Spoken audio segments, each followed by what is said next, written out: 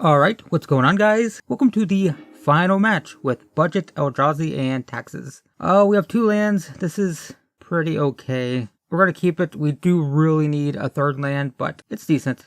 We have Leonin Arbiter and Ghost Quarter, so that's always fun. We will go first. We will play Concealed Courtyard, and we will pass. So we could go 5-0, which would be pretty sweet. I feel like I got lucky a few times. I rewatched that Dredge game, and whew. Made a lot of mistakes. Foundry Street Denizen, so probably 8 whack. Or, just goblins. We got a Thalia, which is not bad, but I think we go Leonin Arbiter because they do not have a ton of spells. They also don't have a ton of fetch lands, and they don't need a lot of lands if they're 8 whack. Which they're definitely some kind of either 8 whack or mono red aggro. So Thalia and Arbiter, not super exciting here. I guess I should have played Thalia. It does have first strike. It would have stopped that Denizen from attacking. Right. Opponent plays Burning Tree Emissary. Okay, so it does look like it's more of like a zoo type of deck. Are we going to see Bushwhacker? No. Oh, double. Burning Tree into Burning Tree. Yeah, that's pretty good. And had we played Thalia, that Foundry Street Denizen wouldn't be able to attack. There's a Bushwhacker. Yikes. Okay, we're playing Zoo. Opponent can attack for 11 or 13. Ugh, yikes. I think we're just going to trade with Foundry Street Denizen. Take 8, go to 12. Yeah. That's pretty good. There's Ghost Quarter. Oh man, we could have blown up both our lands. But we'll play that. I think we'll play Thalia. Again, just for the first strike. It guarantees we can block something and it can live. So that's probably good. And we'll pass. Opponent plays Fanatical Firebrand. Alright, well that can kill the Thalia, so that's nice. Goblin Guide. Yep. Deck's very fast. Opponent sacrifices Firebrand. Yep. Kills Thalia. Attacks for 8. Yikes. Wasteland Strangler on top. We go to 4. Draw the Strangler. I think we're just dead. Alright. Concede. Holy crap. We just got completely overrun. So what do we want? I think we can take out the Arbiters. They just aren't super useful here. We'll bring in Fatal Pushes because they should kill basically everything in their deck. Guess we can bring in a couple Arbiters just because we don't have... There's nothing else I want to take out, I don't think. So that's going to be fine, I guess. Alright, we are going to play first. This hand is not the best. No black sources. Blade Splicer is pretty decent, but I'm going to mulligan. We don't have a black source. Now our land's coming to play tapped, but I don't think I want to mulligan again. Shall I, on bottom, play a tap land, pass the turn? So we have Fatal Push, which is going to be good. Should kill anything. Thalia is good, so long as they don't get a Firebrand. As long as they don't get a Firebrand, which they do. And they attack for 1. Great. We go to 19. Draw a Ghost Quarter. Alright. I guess we just play Shambling Vent and pass. Hold up Fatal Push. There's another Firebrand. Alright. Opponent goes to combat. Attacks for 2. At least this is much slower this time around, which is good. Opponent passes. Tidehollow Sculler is decent. I think we play Thalia just to draw one of those, it's going to get killed by a Firebrand most likely. But then we can safely play Matter Reshaper without it being killed. Alright, opponent does sacrifice the Firebrand. Makes sense. Burning Tree Emissary. Alright. Goes to combat. Attacks for 1. Alright. We will take 1. Go to 16. Let's cast Fatal Push. Blow up the Emissary. Our turn. We draw another Thalia. But let's play Matter Reshaper this time. I guess it doesn't matter that the first Thalia died. Now that we have 2 of them anyway. Because they are legendary. So I guess that works out. Technically. Opponent exiles Simian Spirit Guide. Play Searing Blood. Alright. So they deal 3 damage to us, kill the Matter Reshaper, but we get to reveal a card. Hopefully we hit something decent here. We go to 13. Wasteland Strangler, and they do have a card in exile. Fantastic. Alright. They exiled the Simian Spirit Guide, right. That works out nicely. Alright. So we will put the Simian Spirit Guide into their graveyard, kill the Firebrand, and we're left with a 3-2 Eldrazi on the battlefield. Not bad. Opponent plays Foundry Street Denizen and passes. We draw Fatal Push. Let's go to combat. Attack for 3. When it goes to 17, we will play Thalia, and then we'll hold up Fatal Push. just in case they have a crazy turn. But they do not. They go to combat. They pass, which makes sense. Do we just Fatal Push the Goblin? Why not? I'm going to kill the Goblin. Oh wait, right, Thalia. I'm smart. Don't mind me. Well, in that case, let's play Tidehollow Sculler. Yeah, that's why we want to play cheap spells, because Thalia, it affects us too. On a much smaller scale, but it does affect us too. Tidehollow Sculler. I think I want Bushwhacker, probably. Then again, the Bushwhacker's a lot less good without the Emissary. But I think we take Bushwhacker. We will go to combat. We will attack for 5. Opponent goes to 12.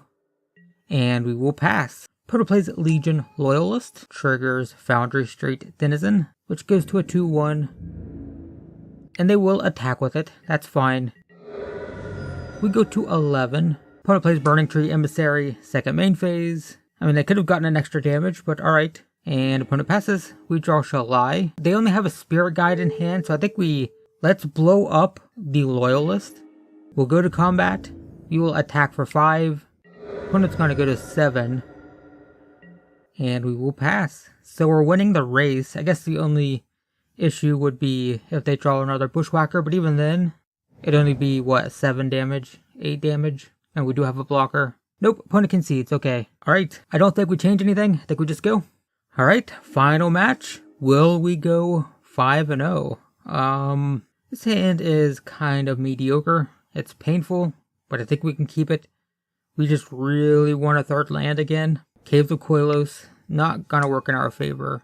Goblin Guy, turn 1, yikes. Opponent attacks for 2. Ooh, there we go, Concealed Courtyard. That is our third land and a much better one than Caves of Koilos right now. And we draw Field of Ruin as well. Okay, we have lands. We'll play Concealed Courtyard. I'm going to go ahead and blow up the Goblin Guide. Opponent plays Legion Loyalist. Opponent attacks for 1. We go to 17. And opponent passes. Draw another land, alright. Well, we have all the lands. We're going to play Leonin Arbiter. And opponent is stuck on 1 land, so that could be good for us. Oh no, they do have 2. Alright. Opponent plays Searing Blood. Well, alright. Sure. We go to 14. Opponent attacks for 1. Go to 13. Draw Shalai. Alright. I think I want to get into Eldrazi Displacer. Lightning Bolt. Well, crap. And there is Bushwhacker. They just cast it though. Alright. Opponent attacks for 1. We go to 12. Draw another Ghost Quarter. I think we're just going to play Shalai. Should be out of range of their removal. Opponent plays Goblin War Marshal. At least we have a blocker now. And it does keep our opponent in check. They don't attack. We draw an Eldrazi Temple. That would have been nice a couple turns ago, but it's okay. Play Eldrazi Temple. I guess we go straight into Reality Smasher. Maybe we can start going on the offensive a bit. So get Reality Smasher in play. Go to combat. Yeah, attack for 5. I think that's fine. They can't kill it. Opponent goes to 15, and we will pass. War Marshal dies, puts out another token. Man, if we had been able to keep that Arbiter in play. They've been stuck on 2 lands, so we have 2 Ghost Quarters as well. So that would have been good. They played a Firebrand. Goblin Grenade. Okay, that takes out Shalai. Whew, that leaves us vulnerable. Fortunately, they don't have mana. Like, if they would have done that and then had a Bushwhacker kicked, yikes. But they do not. They attack for 4, we go to 8. We draw Shambling Vent. That's not bad just because of the lifelink. So let's get that in play. And we can play the Displacer as well.